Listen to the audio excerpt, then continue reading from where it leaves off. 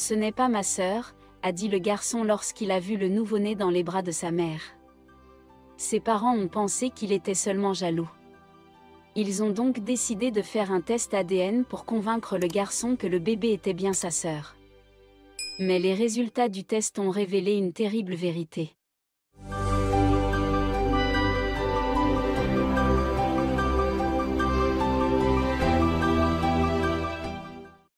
Lynn et Curtis étaient le type de couple dont beaucoup de gens étaient jaloux. Leur mariage était digne d'un conte de fées, entouré d'amis et de membres de la famille par une belle journée ensoleillée. Par la suite, ils sont allés vivre dans la banlieue de New York et ont formé un couple parfait. Ils s'entendent très bien et sont profondément amoureux. Ils travaillent la semaine et peuvent profiter de la vie avec leurs amis le week-end.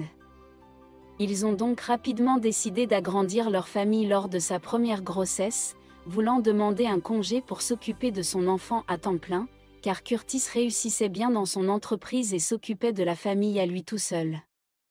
Pourtant, malgré toutes les nouvelles responsabilités et les changements de routine, leur vie est restée presque aussi parfaite qu'avant. Lynn veillait à ce que la maison sente bon et nettoyait toutes les pièces de la maison, même pendant les dernières semaines de sa grossesse. Fred, le premier fils, est né. Il était très affectueux avec ses parents et ne pleurait qu'au petit matin. Dès le début, les bébés montraient des signes de grande intelligence, que le prix surveillait Curtis quand le garçon a atteint l'âge préscolaire. Le couple a envisagé de l'inscrire dans une école privée offrant des classes spéciales pour les élèves les plus avancés.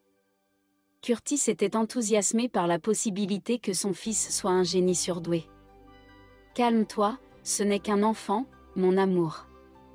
Nous avons le temps d'évaluer cette semaine en essayant de ne pas étouffer les excitations de son mari. » Fred est devenu plus intelligent chaque jour. Il faisait facilement ses devoirs à l'école et en redemandait. Quand ils lui ont annoncé la nouvelle qu'il allait avoir une petite sœur, Fred a adoré l'idée. Il se penchait souvent pour étreindre son ventre et écouter le fœtus et l'espion. Bien qu'il n'ait que 5 ans, il disait qu'il essayait de protéger sa mère du danger. Et sa mère trouvait cela très touchant, le bébé n'était même pas encore né.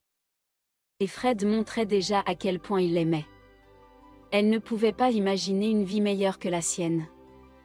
Mais les choses étaient sur le point de changer radicalement. Lynn ne voulait pas être seule au moment de l'accouchement. Après tout, Curtis serait avec elle à la maternité, et elle a donc demandé à sa mère Clarisse de rester avec le petit garçon. Il s'avère que son deuxième accouchement a été plus difficile que le premier. Elle s'était préparée à avoir un accouchement naturel comme elle l'avait fait avec Fred, et était prête à faire ce qui était nécessaire aussi longtemps qu'il le faudrait 2 heures plus tard, mais Lynn était trempée de sueur et épuisée que le bébé ne veuille pas naître d'une manière ou d'une autre. Le médecin et les infirmières qui accompagnaient le processus se sont vite rendus compte que la femme souffrait. Le médecin a effectué des examens d'urgence et a décidé qu'il était trop risqué de poursuivre l'accouchement normal. Elle ne voulait pas l'abandonner. Elle aurait pu recommencer si elle l'avait fait il y a 5 ans, mais au bout d'une demi-heure, il est devenu évident que la mère n'avait ni la volonté ni la force de continuer. Au-delà de cela, l'obstétricien a pu constater que le bébé ne peut pas quitter le corps de sa mère par les voies naturelles. Ils ont déjà perdu beaucoup de temps et elle est en danger. Ils allaient devoir procéder à une césarienne d'urgence. Curtis a eu peur pour tout cela.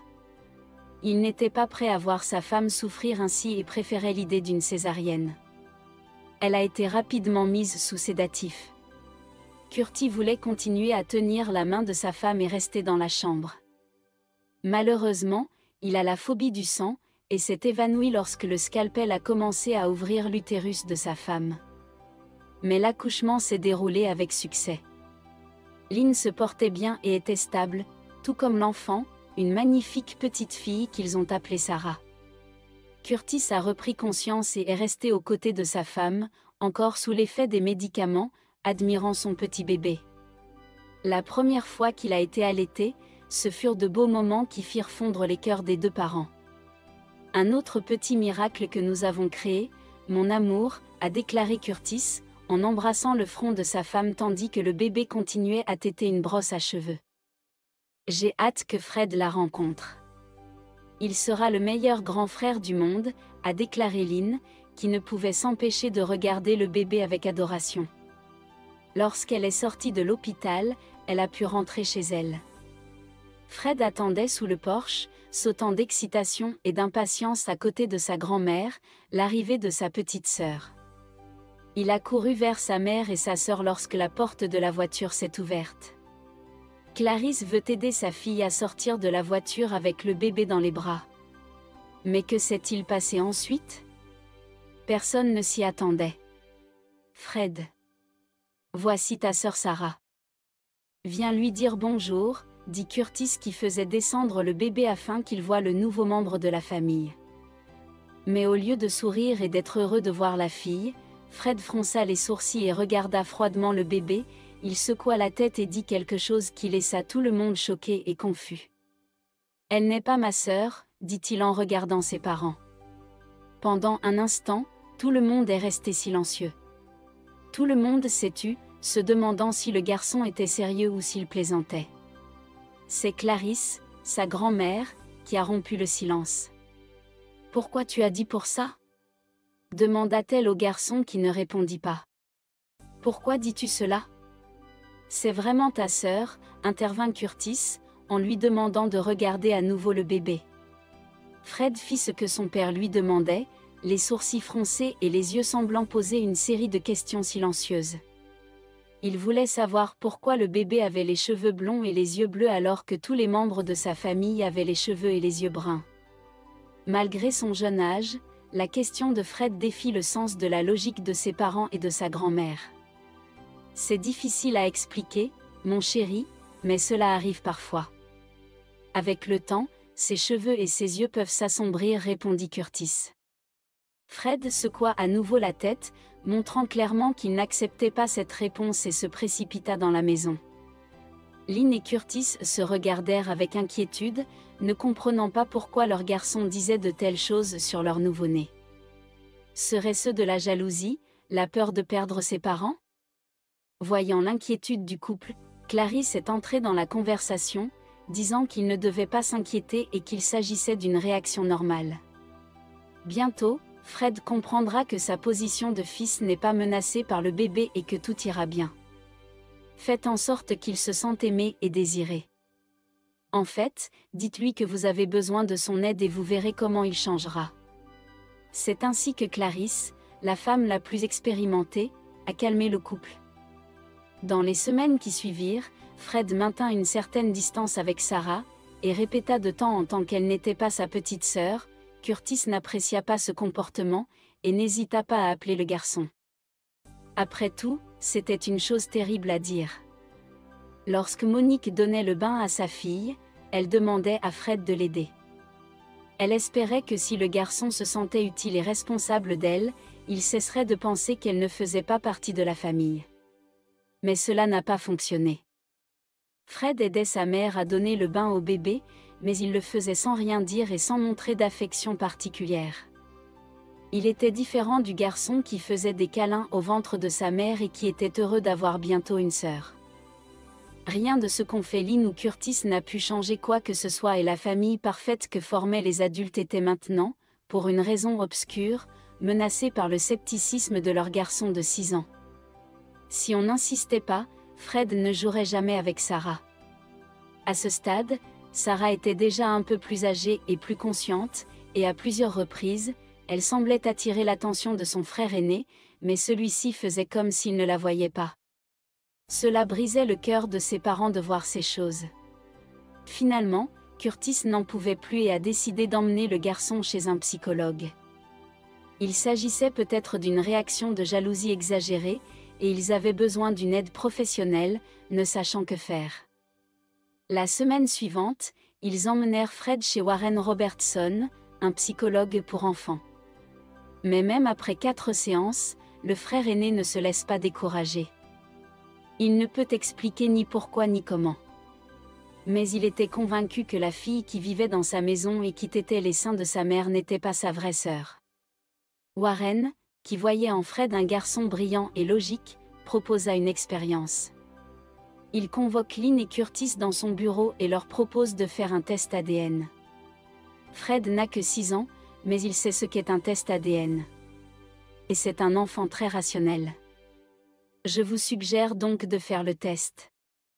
Et quand il verra la preuve physique du test, que c'est sa sœur, Fred n'aura plus ses inquiétudes.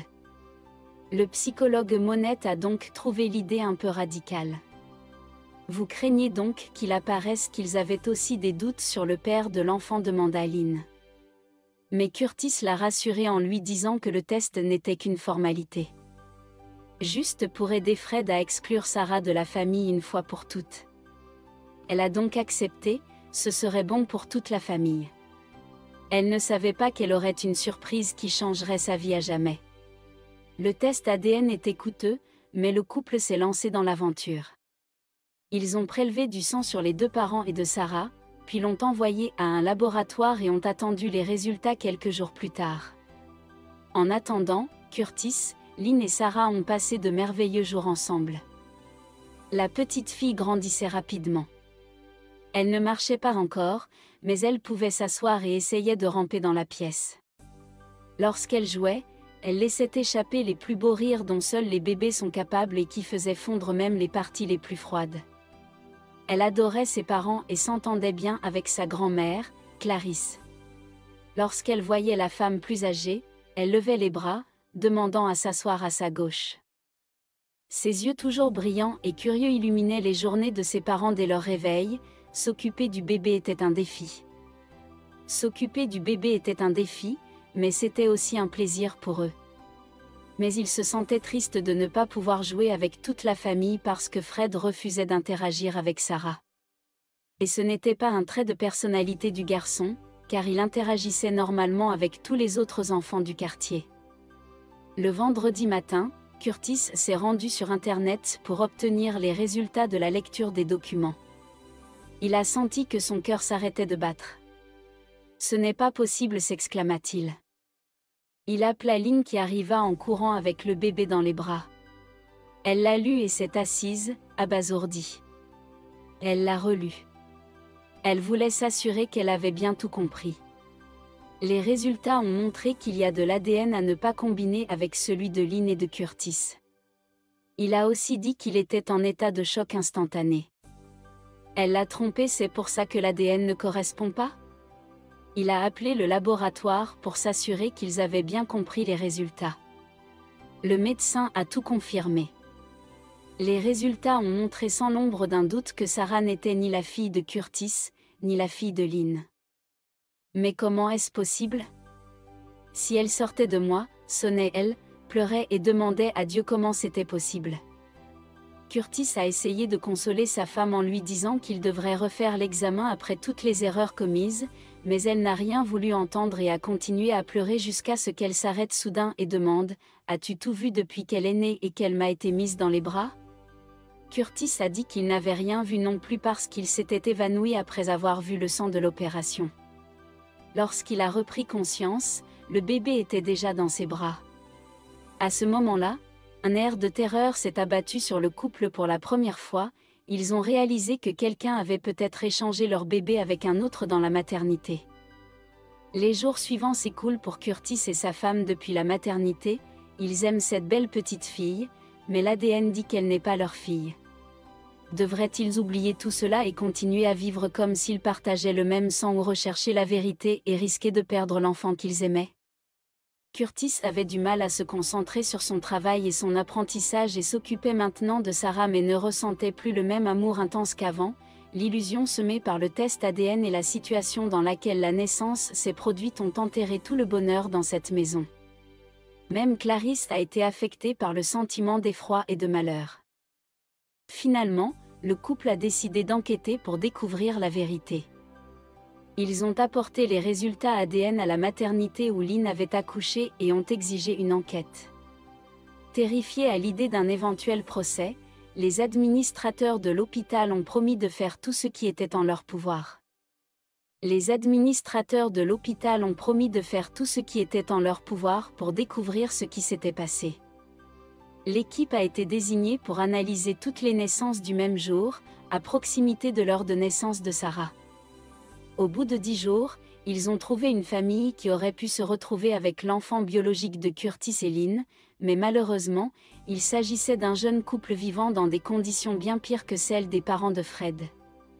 Ils vivaient avec leurs beaux-parents depuis qu'une tempête avait détruit leur petite maison.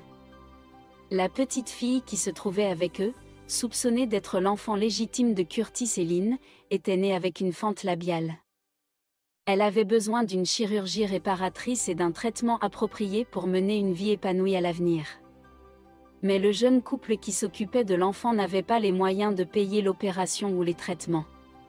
Lorsque l'équipe de la maternité a contacté le jeune couple et lui a expliqué l'horrible erreur qui avait été commise, le monde de la mère s'est effondré. Le monde de la mère s'est effondré, se demandant comment une telle catastrophe avait pu se produire. Le père est resté silencieux, mais tout aussi attristé par la nouvelle. Ils étaient également attachés et aimaient le bébé qu'ils considéraient depuis des mois comme leur fille. Comment pourraient-ils se séparer d'elle maintenant? C'était le même dilemme auquel étaient confrontés Lynn et Curtis.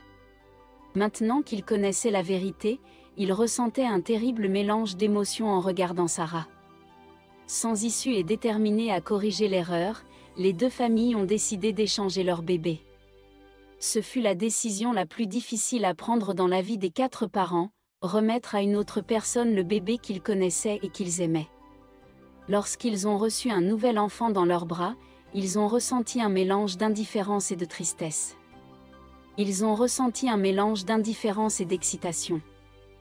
Après tout, ils ne connaissaient pas ces petites filles, mais elles étaient bien les filles légitimes de chacun d'entre eux.